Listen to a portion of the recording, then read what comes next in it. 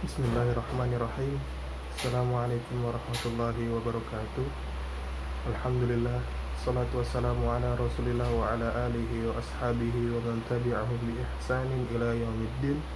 Amma ba'du. Saya Nur Pamari Haryoko, kelas TA20A. Di sini akan menjelaskan tentang metode targhib dan tarhib. Definisi targhib.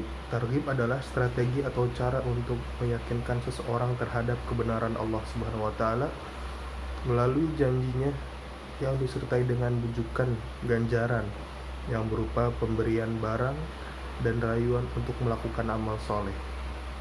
Bentuk-bentuk targhib.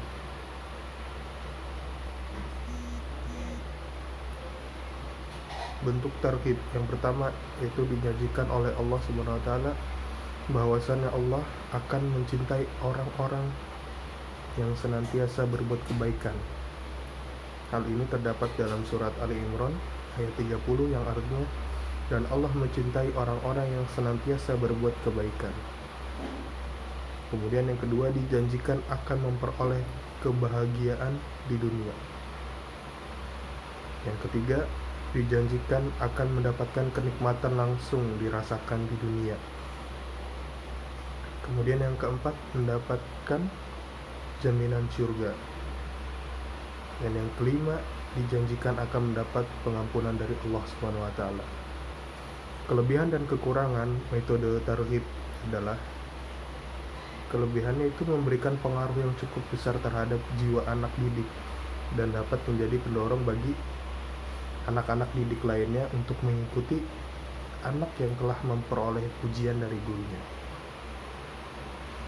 Adapun kekurangan dari metode targhib ini adalah dapat menimbulkan dampak negatif apabila guru melakukannya secara berlebihan, sehingga mungkin bisa mengakibatkan murid menjadi merasa dirinya lebih tinggi daripada teman-temannya. Kemudian hadis-hadis targhib. Banyak sekali hadis targhib yang ada.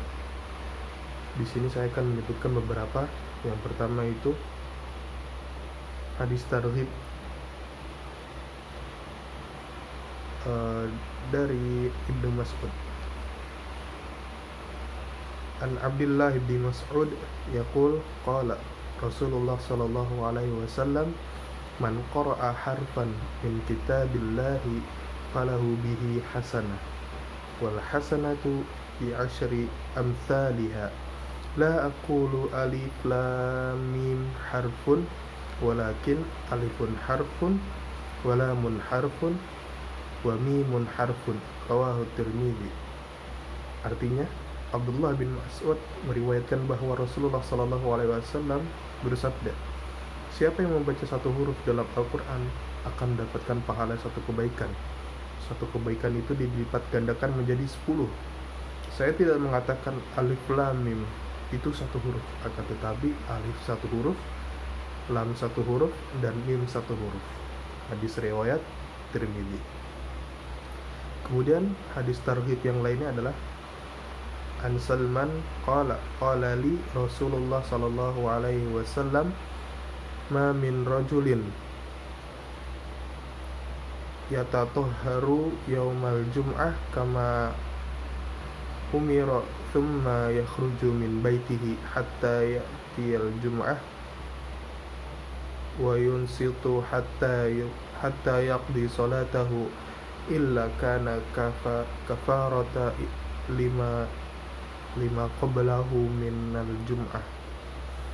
Yang artinya dari Salman, ia berkata, Rasulullah sallallahu alaihi wasallam berkata kepadaku, setiap orang yang mensucikan diri pada hari Jumat sebagaimana diperintahkan, kemudian keluar dari rumahnya untuk menghadiri sholat Jumat, kemudian dia diam sampai selesai sholat Jumat, maka akan diampuni dosanya sejak Jumat yang lalu. Kemudian metode tarhib.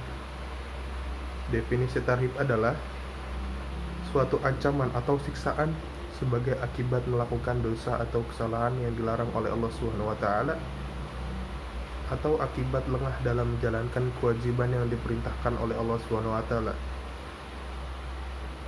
Bentuk-bentuk tarhib atau ancaman. Yang pertama adalah ancaman tidak akan mendapatkan ridho dari Allah Subhanahu wa taala. Kemudian yang kedua, diancam akan diperangi oleh Allah Subhanahu wa taala. Yang ketiga, diancam hukuman di dunia sebagaimana firman Allah Subhanahu wa taala, bila mereka tidak patuh maka Allah akan menghukum mereka dengan hukuman yang pedih di dunia dan di akhirat. Quran Surat At-Taubah ayat 74. Kemudian yang keempat, mendapatkan siksaan langsung di dunia. Dan yang terakhir, kelima, adalah diancam hukuman neraka. Hadis-hadis tentang tarhib atau ancaman. Yang pertama, hadis dari Abdullah bin Abi Ufa, yang artinya dari Abdullah bin Abi Ufa, dia berkata, Rasulullah SAW bersabda, sesungguhnya Allah bersama hakim selama dia tidak menyimpang. Jika dia menyimpang, Allah akan meninggalkannya dan syaitan pun menerimanya. Hadis riwayat Tirmizi nomor 1330 dan dihasankan oleh Syekh Al-Albani. Yang kedua, hadis tentang ancaman tumit yang tidak dibasuh saat wudhu. Artinya dari Abdullah bin Amr bin As, Abu Hurairah dan Aisyah radhiyallahu anhum, ia berkata, Rasulullah sallallahu alaihi wasallam bersabda, celakalah tumit yang tidak terbasuh oleh air wudhu dengan api neraka. Hadis riwayat Bukhari dan Muslim. Dan yang terakhir adalah hadis tentang ancaman orang yang bunuh diri. Dari Thabit dari Nabi SAW, beliau bersabda, barang siapa bersumpah dengan agama selain Islam adalah dalam keadaan dusta, maka dia sebagaimana yang dikatakan, barang siapa membunuh dirinya dengan sesuatu, dia akan disiksa dengan sesuatu itu dalam neraka jahanam. Melaknat seseorang mukmin seperti membunuhnya, dan barang siapa menuduh seorang mukmin dengan kekafiran, maka itu seperti membunuhnya. Hadis riwayat Bukhari dan Ahmad. Demikian penjelasan yang dapat saya sampaikan, kurang lebihnya mohon maaf. Wassalamualaikum warahmatullahi wabarakatuh.